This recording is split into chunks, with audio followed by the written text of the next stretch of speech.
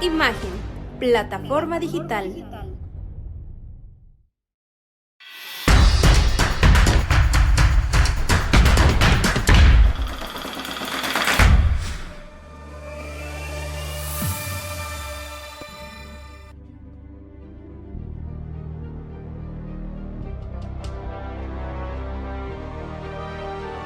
Imagen, plataforma digital.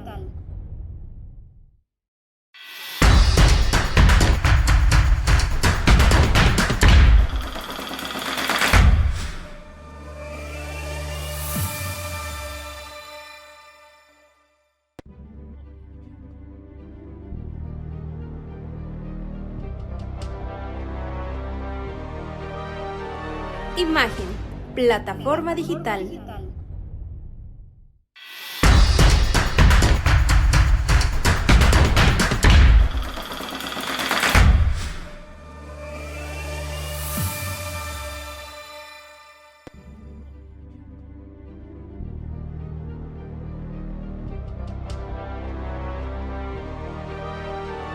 Imagen, plataforma digital.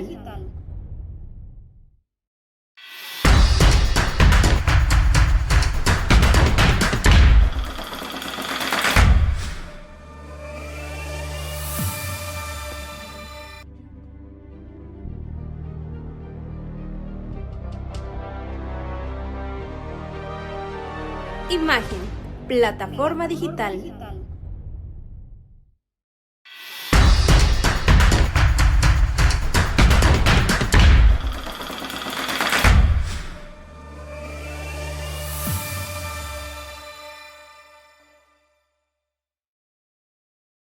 Hoy se cumple un año de que el mundo entró en una recesión importante debido a la pandemia SARS-CoV-2, mejor conocida como COVID-19. La semana pasada cumplió un año que la OMS declaró a este virus como una pandemia, y mañana celebramos que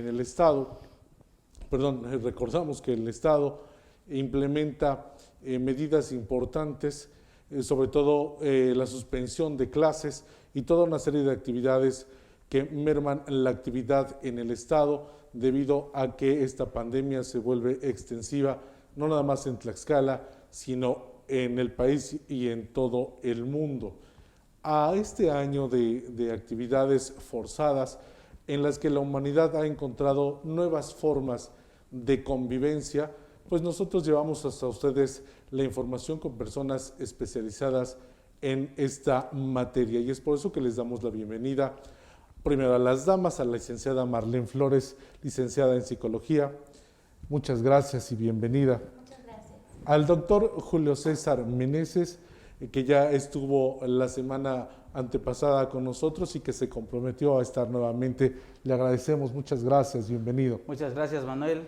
Gracias por darme la oportunidad de nuevamente estar acá contigo y a tu amable auditorio. Y estamos también con el doctor Luis Fernando García,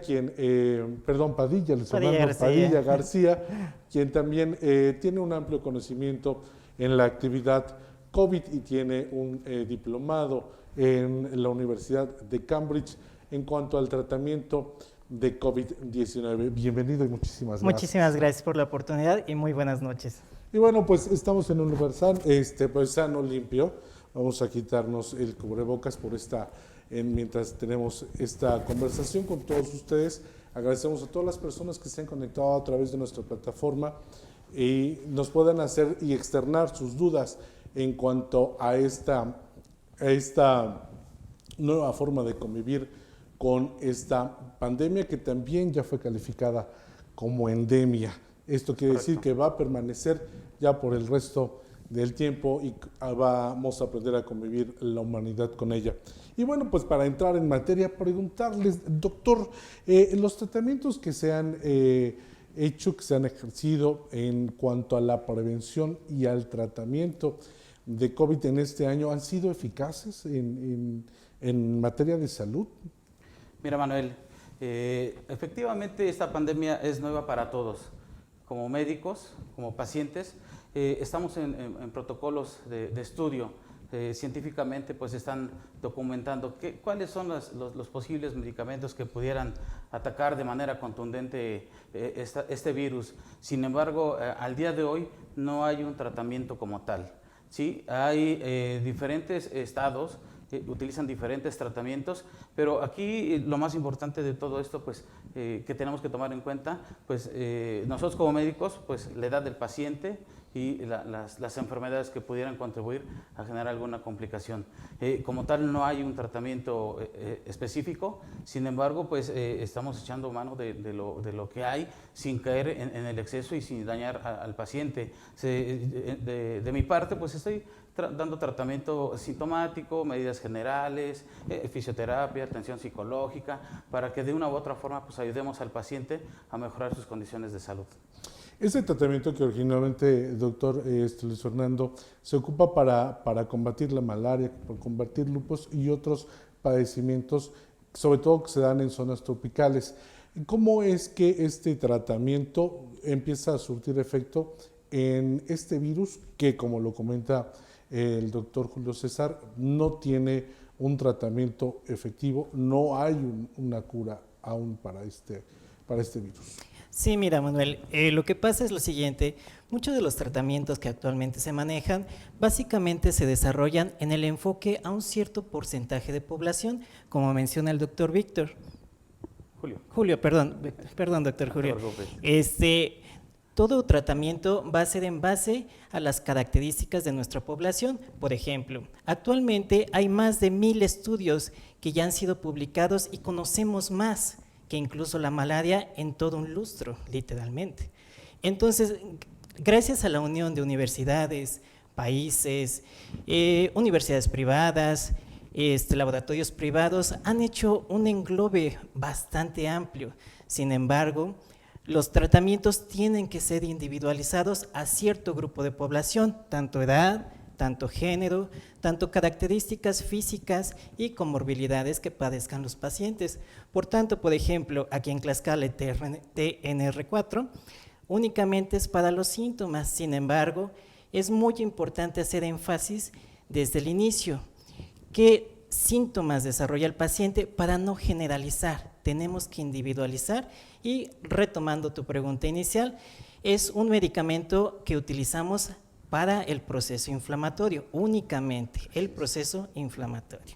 Esto quiere decir que el virus tiene que salir de alguna manera por sí solo, abandonar el cuerpo. ¿Estos tratamientos solamente son, podríamos decir, paliativos? Generalmente hay muchos virus que nos pueden generar una gripa como tal. La diferencia con este virus es que es potencialmente infecciosa a nivel pulmonar. Se llama carga viral, en donde si tienes mayor tiempo de exposición con el virus, tienes un riesgo muy alto de generar una neumonía típica, y como tal eso es lo que genera una complicación, pero depende efectivamente también del estado inmunológico de cada paciente. No es lo mismo un adulto mayor que tenga diabetes a una persona sana en condiciones que tiene una alimentación saludable y practica ejercicio. Entonces son escenarios totalmente diferentes y no es el mismo tratamiento, como lo comenta el doctor.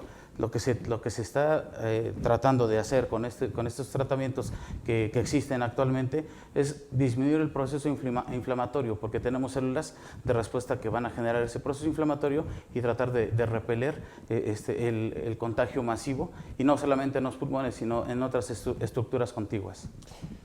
De pronto, doctor Fernando, ¿qué diferencia hay entre un virus y una bacteria? Pareciera que ambos causan los mismos problemas y tal vez los mismos síntomas en un ser humano. ¿Por qué se tiene que atender de manera diferente? Excelente pregunta.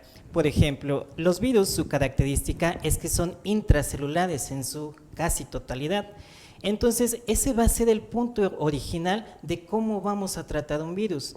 Por ejemplo, la palabra antibacterianos están diseñados para contrarrestar bacterias, por tanto los antibióticos no son recomendables actualmente, únicamente se utilizan como prevenciones. En este caso, uno muy común y muy famoso que no sea ideal es la citromicina.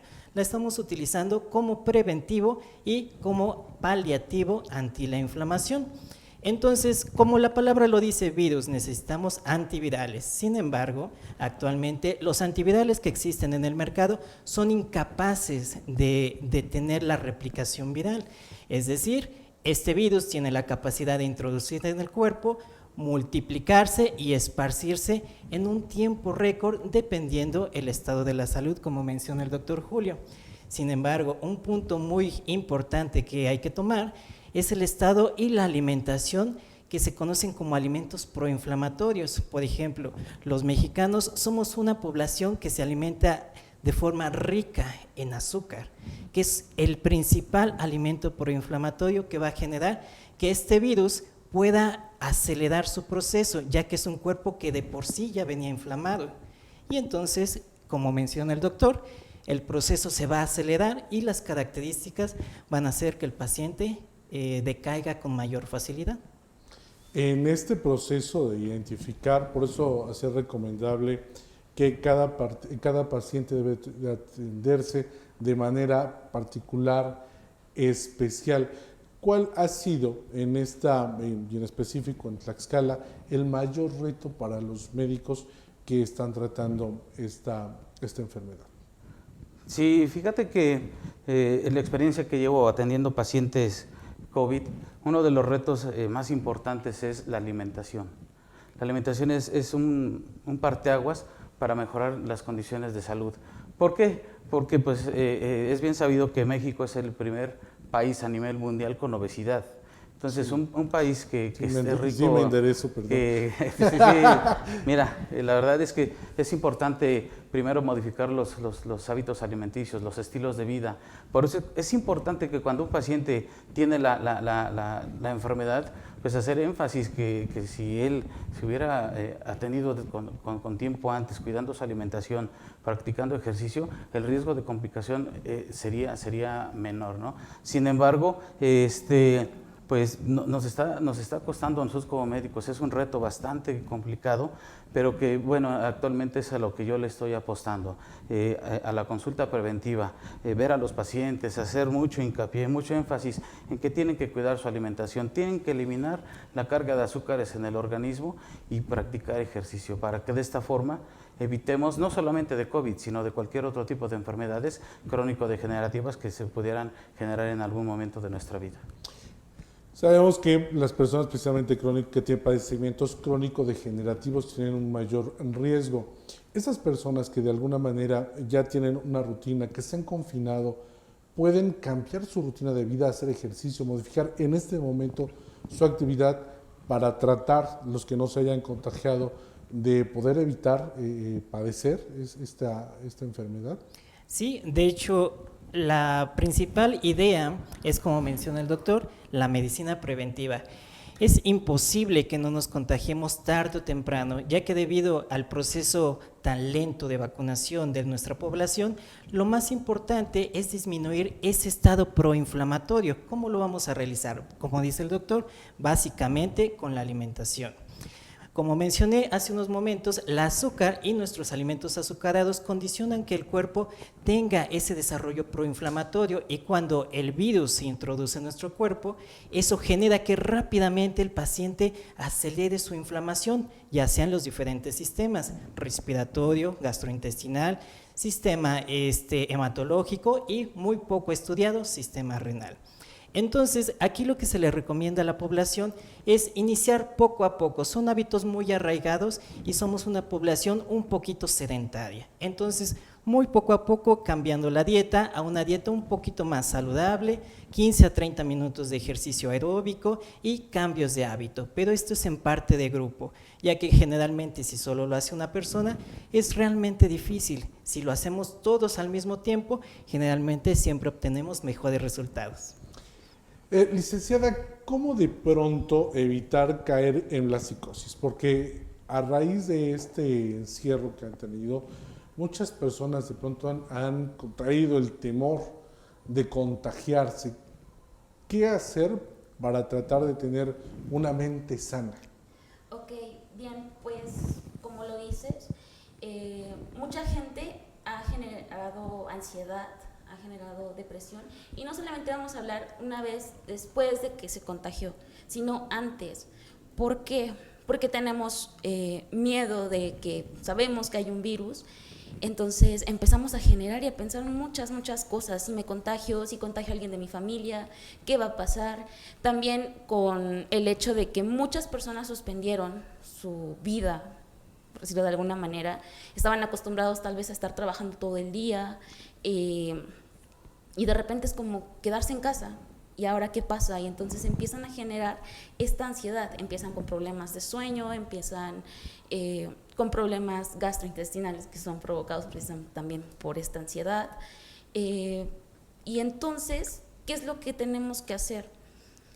Pues en gran parte es el hecho de no estar sobreexpuestos a tanta información. Sí tenemos que informarnos de cómo se está llevando la situación, pero hay algunas personas que todo el día están buscando información de qué está pasando, y entonces el estar sobreinformados, por decirlo de alguna manera, provoca que las personas generen esa ansiedad. Entonces, primero es controlar la información que estamos recibiendo. Segunda, no nos dejemos igual llevar por información que no es verídica, porque a partir de esto, como en muchas otras ocasiones, salen una y otra noticias o remedios que de repente llegan a ver, entonces empiezan a generar como que esta desinformación. O sea, de tanta información que tenemos, no solamente se basan en la que es verídica, sino también en la que sale nada más así. Entonces va por esa parte. Igual el poder dormir bien, cambiar hábitos, como lo han mencionado los doctores, ayuda bastante. Y pues si en algún momento empiezan a tener ya sea pensamientos recurrentes, estar en un estado de alerta constante, incluso manifestar sensaciones físicas como dolor de cabeza, como tensión, pues en ese momento es el momento indicado para empezar a buscar ayuda profesional. ¿Para qué? Para que esto no avance y pues después tengamos precisamente estos cuadros de ansiedad o de depresión. En esta información que debe de ser, debemos de buscar de manera real, ¿dónde podemos apoyarnos? ¿Dónde buscar esa información correcta? Porque bueno, también las redes, el internet está inundado de información real y información equívoca. ¿Cómo saber para poder seleccionar la información adecuada? Es un tema bastante complejo. Realmente a mis pacientes les comento, tienen que buscar atención multidisciplinaria y como lo comenta la psicóloga, sí, lo digo por experiencia, En algún momento de la pandemia tenía yo paciente tras paciente que realmente no cumplía con la definición operacional para casos sospechosos de COVID. Entonces les decía, pues tienen que guardar la calma, respeten las medidas de sanidad y les explicaba yo cuáles son los síntomas puntuales. No hay una fuente verídica en las redes sociales. Desafortunadamente, pues la información genera caos, pánico social y pues lejos de ayudar perjudica a los pacientes. Entonces, yo no recomendaría que entren a algún buscador que hay en el internet, que mejor acudan con un profesional de la salud y él les va a dar la orientación adecuada sobre qué hacer ante algún caso de crisis de ansiedad, casos de insomnio, porque es complejo, es complejo. Yo no recomiendo buscar información en las redes sociales o en el internet. Eso que comentaba la psicóloga, doctor Fernando, ella hablaba de los remedios caseros. Se dice que la cúrcuma, que haya otras raíces que son muy buenas, que se hacen en té, que el mismo ajo. ¿Qué tan recomendable es que las personas, porque los latinos tenemos un muy mal hábito de automedicarnos, de creer que es lo que puede ser efectivo?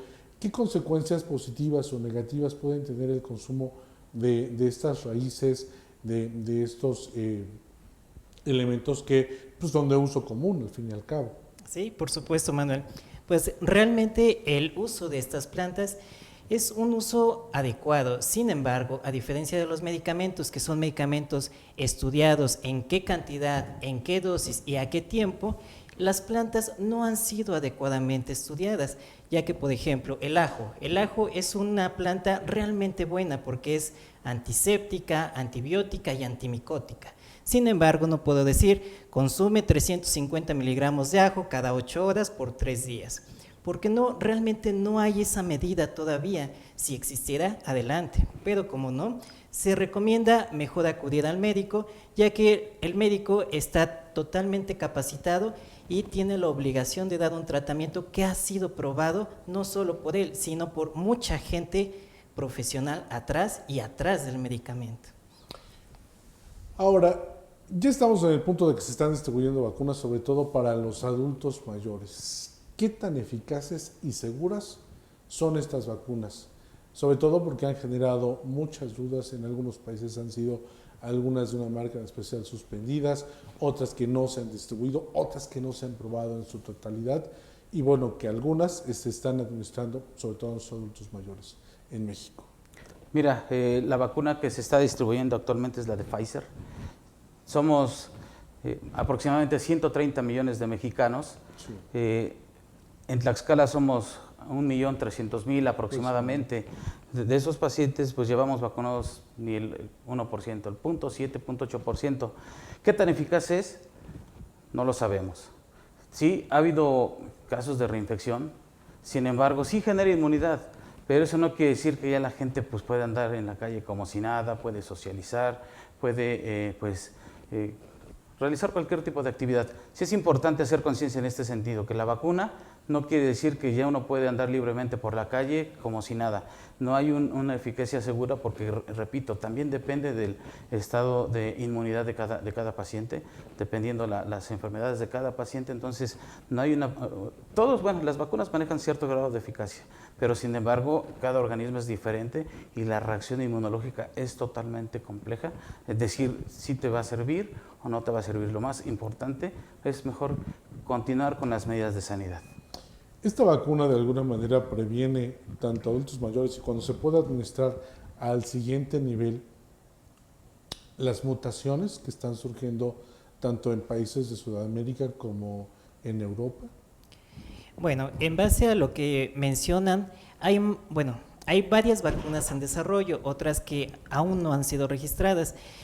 Este tipo de vacunas están desarrolladas en base a un principio, a una cepa original, un virus original. Estas mutaciones es el cambio que ha ido desarrollando el virus a través del paso de individuo sobre individuo y su cambio realizado anatómicamente para poder resistir y, por ejemplo, cambiar, aminorar, esconderse, ser un virus más agresivo, un virus que se puede esparcir con mayor velocidad para que pueda lograr su meta, que es sobrevivir. Entonces, este problema nos aqueja no solo a nosotros, a todo el mundo, ya que las vacunas que están en desarrollo aún se está estudiando si nos van a ayudar a cubrir estas mutaciones, especialmente Pfizer o AstraZeneca, que ha tenido pequeños problemas, pero no sigue siendo efectiva. Entonces, ese va a ser el problema, que estas pequeñas mutaciones no estamos aún seguros, se están realizando los estudios pertinentes, pero esperemos que así sea. Ahora, algo que hemos visto en este periodo de aislamiento es que se hablaba en un principio de que las personas, y lo comentábamos hace un rato, las personas que tienen algún padecimiento crónico degenerativo son las que están más en riesgo. Sin embargo, hemos tenido, bueno, a ustedes supongo que han visto casos de gente joven, de gente que aparentemente estaba saludable, que contrae este virus y desafortunadamente ha perdido la batalla. ¿Qué tiene que ver? ¿Por qué estas personas que en apariencia estaban sanas se vuelven víctimas mortales de este virus? Fíjate que es una situación compleja. Me ha tocado ver, en la última fase de la pandemia, me tocó ver en la mayoría, en promedio, entre 15 y 25 años, y son pacientes aparentemente sanos. Pero ¿a qué yo le puedo atribuir? Es una hipótesis, ¿sí? A la alimentación. Son personas que trabajan, no tienen una alimentación con un horario adecuado, consumen comida chatarra o pueden consumir alimentos ricos en grasas y azúcares. Entonces, eso genera que no tengan un sistema inmunológico adecuado y que por ahí posiblemente podría ser un mecanismo para que la carga viral no sea repelida por el sistema inmunológico. Más adelante vamos a hablar acerca de las cargas virales porque son términos que de manera coloquial no practicamos y obviamente no entendemos, pero agradecemos mucho a quien nos escribe. Nos preguntan, yo creo que esto es para la psicóloga, ¿qué es el post-COVID y cómo se trata?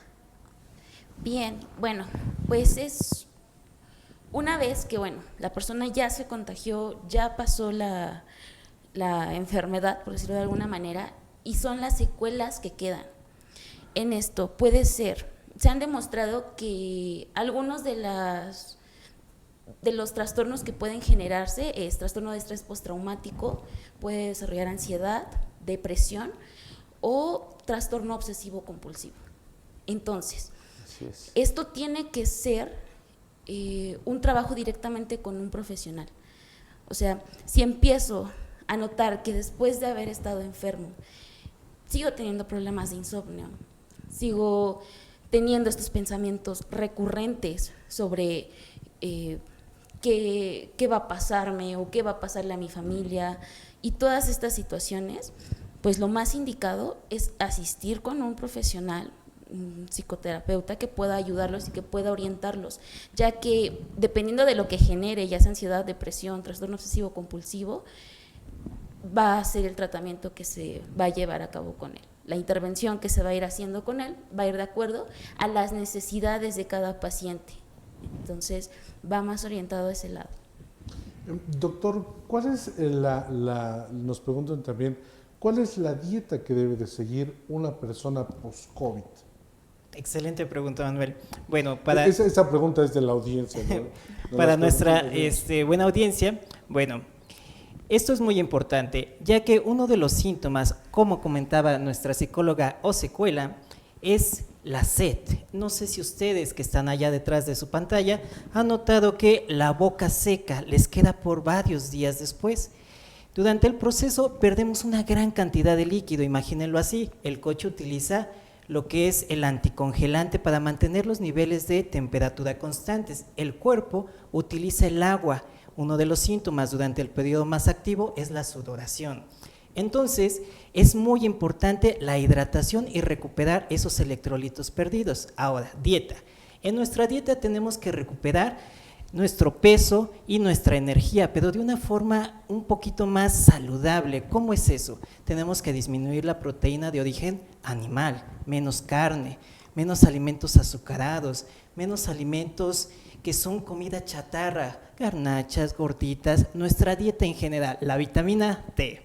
Ahora, debemos de consumir más verduras, un poquito más de frutas, alimentos que sean frescos, alimentos que nos hagan recuperar la energía que perdimos durante el proceso, ya que recuerden que los medicamentos no curan el coronavirus, el cuerpo tiene que resistir, los medicamentos ayudan y disminuyen los síntomas y previenen o disminuyen las complicaciones. Entonces, en este caso, querida audiencia, es comer saludable, comer 3 veces al día, proporciones adecuadas y una cantidad adecuada de agua y pequeños electrolitos los primeros días post-COVID. Una persona que está en este post-COVID y que de pronto necesita tener ya movilidad, ¿qué tiempo debe de pasar o cuál es el tiempo indicado para que pueda llevar primero una rutina normal de alguna manera y también en qué tiempo puede empezar a ejercitarse? Depende de la gravedad de la enfermedad. Hay protocolos ya establecidos en donde después de que ya pasa el periodo de contagiosidad, hay que hacer estudios de control. Sí, esos estudios de control nos miden el grado de inflamación y el grado de afección pulmonar, llámese una tomografía, proteína C reactiva, velocidad de sedimentación globular. Yo lo digo de manera muy general. Entonces, una vez que tenemos esos parámetros, podemos decidir si esa persona se encuentra en condiciones de incorporar sus actividades o no es momento. Entonces, se ha visto que las secuelas pueden perdurar hasta 6 meses. Entonces, eso es importante para nosotros tomarlo en cuenta para que de ahí partamos con los estudios y podamos decidir cuándo damos de alta a un paciente. Doctor Fernando, Arlet Vázquez nos pregunta, ¿qué tan común es que las personas jóvenes presenten síntomas como la insuficiencia respiratoria al estar contagiados de COVID-19? Muy bien, Manuel. Bueno, buenas noches, Arlet. La respuesta a esta pregunta es variable. Esto va a ser multidisciplinario. Se debe a los estándares previos de alimentación, enfermedades previas, sedentarismo, tabaquismo. Realmente es todo un conjunto de factores que nos van a afectar. Si nuestro pacientito joven, que se supone no debería complicarse, se complica. Es todo una gama de factores que puede condicionarlo. Sin embargo, retomando la pregunta inicial de Arlet, es muy poca la probabilidad, Arlet, muy poca, pero volvemos al punto inicial. El virus ha ido cambiando. Al principio se decía que no infectaba gente joven, ahora está infectando gente joven. Es una mutación. El virus ha mutado. Este virus ahora tiene la capacidad de invadir sistemas inmunológicos más resistentes que al principio. Entonces, no sé qué nos espera, pero espero que sean cosas buenas. Espero haber respondido a tu pregunta, Arlet. ¿Esto nos debe causar pánico, terror? El saber que a pesar de que llevamos un año, con todo el avance de la tecnología, con todos los estudios que se han hecho, no tengamos aún certidumbre en el tratamiento y sobre todo que se ve un poco distante la esperanza de poder controlar este virus. Ok, bien, pues va más orientado esta parte aquí. Pues el pánico nunca ha sido bueno. ¿Qué pasó cuando empezamos con las noticias, no? La gente precisamente entró en pánico y entonces empezó a comprar cosas y a llenarse de cosas y todo esto. Entonces, no es bueno el pánico ni el terror, sino que debemos de afrontarlo como lo que es. Es algo que todavía no ha terminado y que todavía le queda tiempo. Entonces, ¿qué es lo que debemos de hacer? Precisamente seguir con las medidas sanitarias que se recomiendan, no bajar la guardia en ningún momento, no ser como de, algo que pasa es que si el semáforo cambia de color y bajamos a otro color, pues entonces ahora las personas empiezan a salir más y más confiadas, ¿no? Ni se trata de relajarnos por completo, ni tampoco de entrar en pánico, sino que darle a la enfermedad la importancia que tiene, al virus la importancia que tiene, y seguir con esas medidas. Y entonces, como les comentaba al inicio, hace rato que estábamos hablando, son una serie de cosas que deben de cambiar, como son los hábitos, como dormir bien, como la información, y con eso y tomando las medidas, seguir sin bajar la guardia. Doctor, ¿se cree que pasando la Semana Santa y algunos expertos estudiados en la materia que haya un repunte, esto es más contagios de los que ahorita en apariencia se ven en descenso. ¿Qué es lo que podemos hacer, sobre todo en esta mutación que ya afecta, como dijo el doctor Fernando, a personas jóvenes? ¿Qué otra cosa podemos hacer, aparte de los hábitos de salud, de mejorar la dieta para prevenir?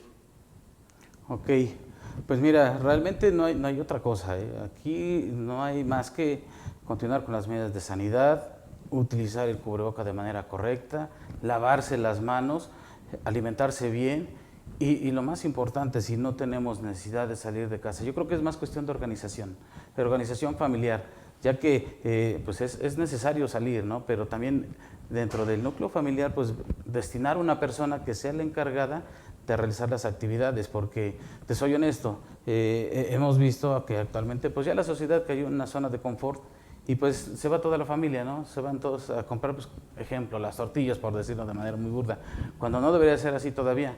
Necesitamos todavía guardar la sana distancia, quedarse en casa y mejorar pues, el panorama epidemiológico, porque si bien es cierto, los expertos en salud avisoran que en próximos días muchos tienen la costumbre de viajar pues a las playas, a visitar a la familia, y es ahí donde pudiera haber un repunte y pues nuevamente generar pues alta demanda de atención a nivel hospitalario, y volvemos a caer en la situación de que pues no vamos a tener la capacidad de atender a todos los pacientes. Entonces es importante hacer conciencia, ¿sí? No salir si no es necesario y hacerlo de manera organizada si es que vamos a salir.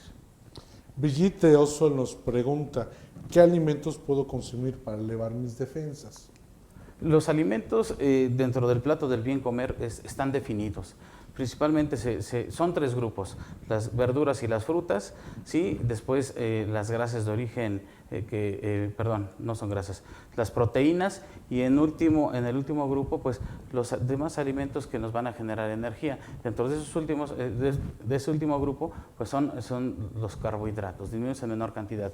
Entonces, de ese plato del bien comer, la mayor parte son las verduras que contienen muchas vitaminas y minerales, y esas vitaminas son las que van a fortalecer nuestro sistema inmunológico.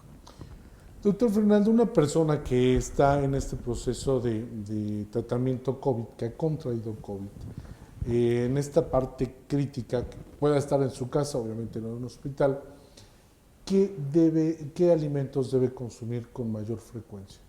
Eso es lo que nos pregunta, Adi Torres. Adi Torres. Muy bien, Adi. Bueno, esta es una pregunta muy buena. ¿Por qué? Más bien, ¿qué no debemos comer durante el proceso? Los alimentos que no debemos consumir son los azúcares inicialmente, ya que son el alimento preferido de las bacterias. 2. Carnes rojas. No necesitamos tanta proteína y mucho menos la grasa. Retomando la pregunta original, podemos consumir alimentos de hoja verde, alimentos frescos, alimentos de preferencia que sean saludables, en este caso frutas, verduras, como mencionaba el doctor, el plato del buen comer, y en proporciones adecuadas. Recuerden que un síntoma durante el proceso agudo es la pérdida del apetito. A todos mis pacientes les digo, yo sé y los entiendo, coloquen el alimento de todos modos en la boca, mastiquen y deglutan, porque es muy importante. Como mencionamos, el cuerpo debe de tener la energía para soportar el ciclo autolimitado de este virus. Si no se alimentan de la forma correcta, no lograrán tener esa energía. Yo sé que no tienen hambre, pero deben de comer. En esta nueva oleada que pudiera pasar, ¿es conveniente tomar suplementos alimenticios, consumir algunas vitaminas? Les comentaba hace un rato, somos muy dados a automedicarnos y es fácil ir a una farmacia, al fin no tienen restricción, comprar algunas vitaminas. ¿Eso es lo correcto? ¿Tienen que ir con un experto? ¿El experto les va a recetar una línea de medicamentos, de vitaminas adecuadas? Yo recomiendo en este caso visitar al nutriólogo, ya que el nutriólogo nos va a hacer un cálculo de aporte calórico dependiendo se llama índice de masa corporal. Entonces, ese nutriólogo se va a encargar de decir, bueno, de acuerdo a tu índice de masa corporal y obviamente antecedentes que pudieran generar algún riesgo de enfermar, te va a decir, mira, de acuerdo a esto, tú vas a consumir hoja verde, vas a comer cítricos, vas a consumir alimentos ricos en potasio, en fin, pero eso ya lo tendría que hacer el especialista. Por eso es importante este foro, para que también demos esa información a la audiencia, y que sepan que tienen que ser tratados no solamente con el médico, sino que hay una serie de especialistas que nos van a ayudar a mejorar nuestra calidad de vida. Por cierto, psicólogo, le mandan saludos. Esther Díaz le pregunta y le pide también que haga un programa especial, lo vamos a tomar en cuenta si la psicóloga nos los permite, para ayudar y tratar a las personas que presentan este tipo de problemas ante el COVID. Ahora, eso es en cuanto a los pacientes, psicóloga. La familia, ¿cómo tiene que ayudar la familia a un paciente con COVID y a un post-COVID? Porque, bueno, obviamente la enfermedad no la pasa a una persona, nada más, sino todo el núcleo familiar. Efectivamente, es algo que impacta a toda la familia, porque como lo mencionábamos al inicio, no es algo que solamente el paciente se preocupe porque, bueno, ya estoy contagiado, sino que se preocupa también por la familia, de, bueno, ¿y qué pasa si contagié, no sé, a mis papás, o a mis abuelos, o a mi esposa? O sea, todos. Entonces es una preocupación excesiva que tenemos. ¿Qué podemos o qué pueden hacer la familia en este caso? Pues en todo momento sabemos que la red de apoyo que tiene cada paciente muchas veces es la familia. Entonces, empezar a ayudar a que el paciente no la pase tan mal en esa enfermedad, en ese proceso. Porque muchas veces, ¿qué pasa? Cuando hay un contagio, entonces toda la familia se alarma también, y entonces empieza a crear este tipo de ansiedad en toda la familia, y entonces no hay alguien que sea como que esta parte de, bueno, no hay que entrar en pánico todos. ¿Por qué? Porque solamente agravamos la situación. Entonces, guardar la calma, brindar el apoyo que la persona requiere, obviamente con las medidas de cuidado que necesita, y estar atentos a incluso escuchar a la persona, cómo se está sintiendo en ese momento, qué es lo que necesita, y posterior a eso también, porque muchas veces el recuperarse, como le decía, de estas secuelas que quedan, pues también tienen sus complicaciones. Entonces, si vemos que un familiar quedó con alguna de estas secuelas, pues ayudarlo a buscar ayuda profesional y brindarles el apoyo en todo momento, escuchar lo que tiene que decir y poder ayudar en lo que necesite en ese momento. Reforzando esta parte, perdón, Sí, adelante. perdón que te interrumpa. Es importante que cuando un paciente tiene COVID, es importante la familia, ya que pues me ha tocado, como dentro de mi experiencia como médico, que al paciente lo dejan en su habitación, lo aíslan, ya no hay comunicación, le dejan la televisión para que se siga llenando de falsa información, y ha habido casos que cuando un paciente requiere pues estarlo monitorizando con el oxímetro de pulso, se lo dejan, ¿sí? Entonces eso también le genera mucho estrés al paciente, dejarle el oxímetro. Híjole, ya empezó a bajar mi saturación. Psicológicamente ya lo estamos trabajando para que este paciente se nos vaya a complicar. Entonces yo le recomiendo siempre a los pacientes, miren, hay que organizarnos, una persona que se dedique para atender a ese paciente, ¿sale? Esa persona que sea la que tenga pues un estado de ánimo pues alegre, que llegue, que lo motive, que le platique, ¿sí? que le arrime los alimentos, que coma con él de ser posible, conservando la sana distancia. No le lleve malas noticias, no le diga, porque me ha tocado ver, ¿no? Que no son uno, sino son varios, dejarlo. ¿Sabes qué, papi? Ya amaneciste mejor, ya vas bien, échale ganas. No dejarle el oxímetro, que ella se encargue de checar la saturación, ¿sale? Para que de esta forma no lo estresemos al paciente, porque me ha pasado, le dejamos el oxímetro y el paciente solito ya se está generando problemas hasta de dificultad para respirar. Entonces sí es importante tomar en cuenta esa parte, que alguien de la familia sea el encargado de atender a ese paciente y no llevarle malas noticias, no dejarle la televisión, no dejarle el oxímetro, para que de esta forma pudiera también mejorar psicológicamente su estado de ánimo, y ponerle música. La música que le gusta al paciente hay que ponérsela para que también le alegremos su periodo de enfermedad.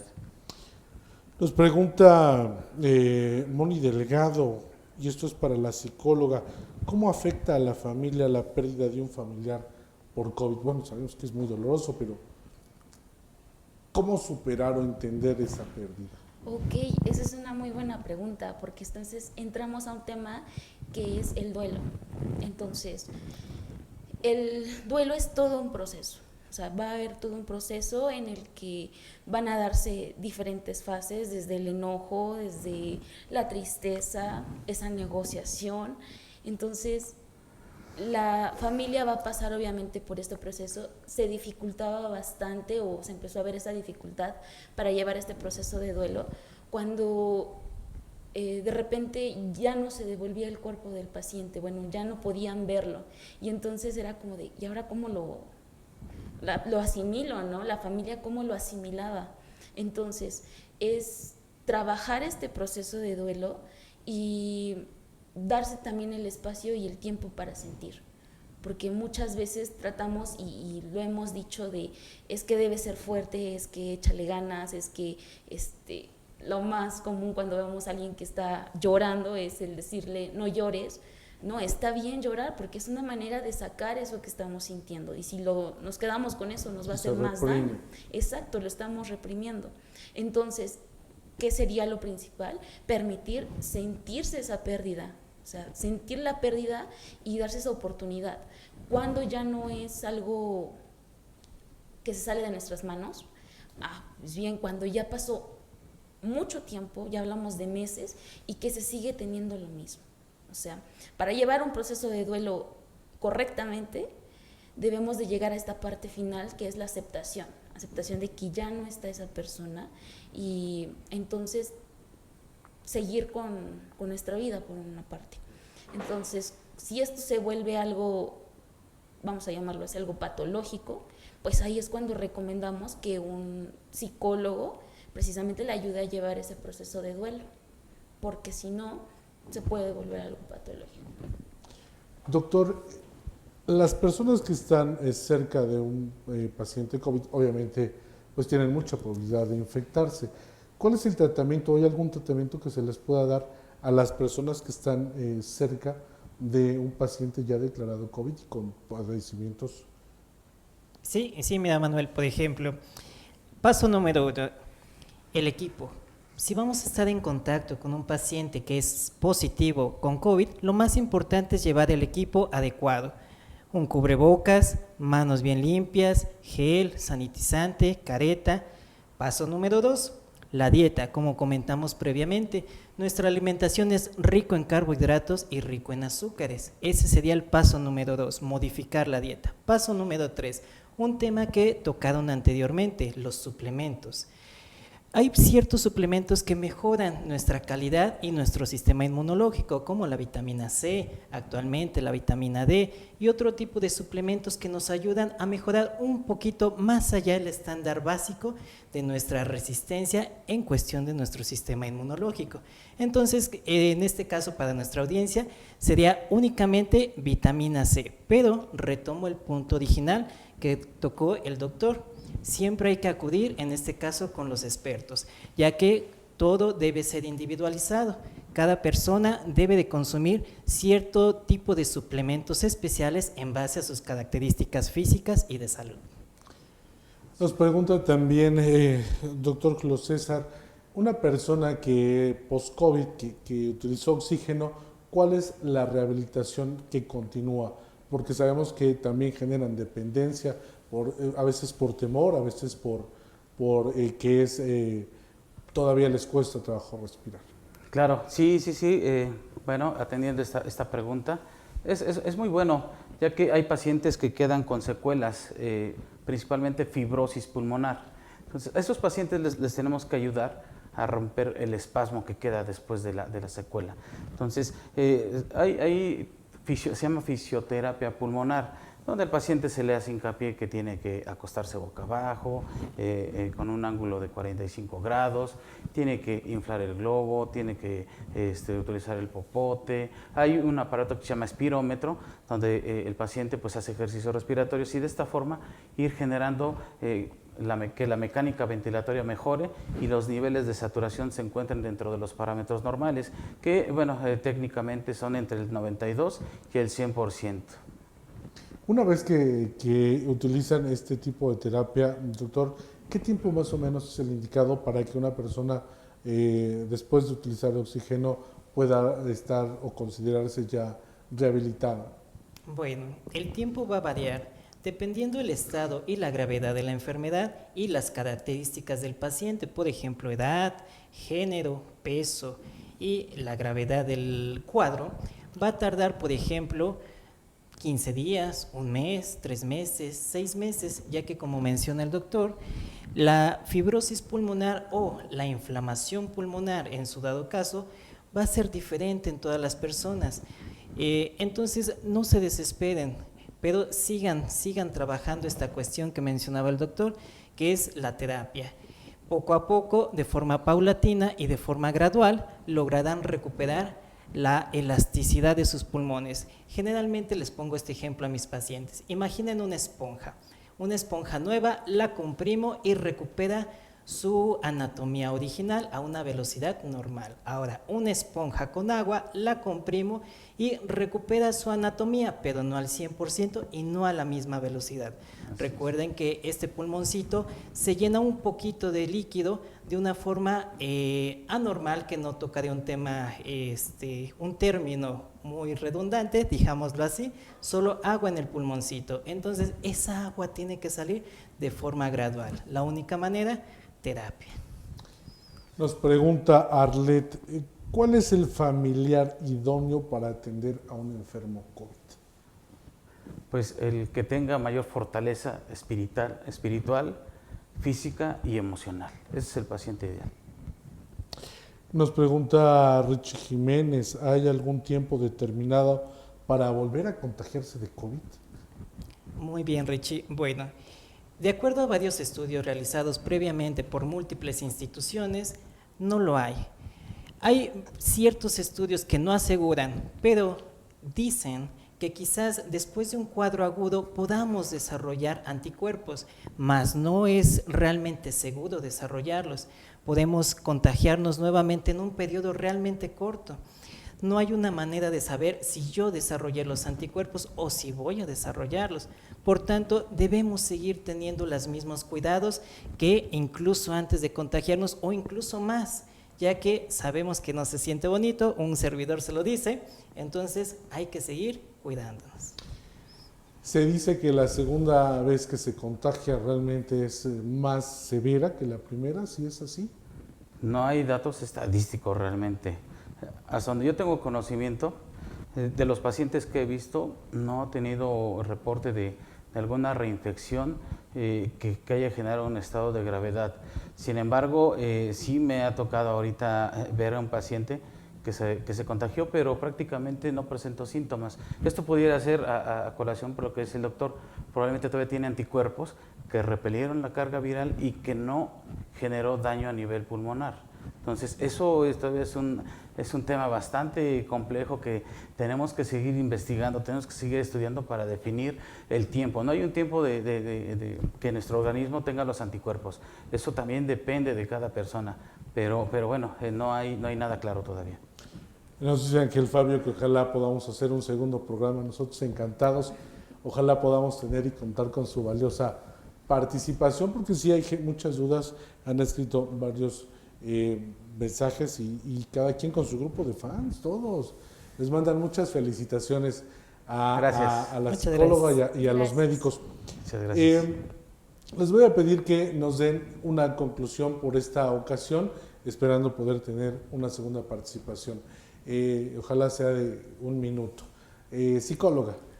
Ok, bien, bueno, en conclusión, como lo hablábamos hace rato, esto es algo que todavía no se termina, que tenemos que adaptarnos a vivirlo y que no tenemos que bajar en ningún momento la guardia, que debemos de adaptarnos a las medidas de sanidad que nos dicen y también el desarrollar nuevos hábitos que nos permita precisamente que el impacto a nivel psicológico no sea mayor Entonces, lo que hablábamos, ¿no? El dormir bien, el generar nuevos hábitos, el no estar sobreexpuestos a noticias y el poder buscar actividades que sean gratificantes para nosotros y que nos generen ese bienestar. Por ejemplo, como lo decía el doctor, puede ser escuchar música, puede ser ver series o películas, algo que nos haga, por decirlo de alguna manera, desconectarnos un momento de lo que estamos viviendo, pero solo un momento, porque no debemos bajar la guardia totalmente.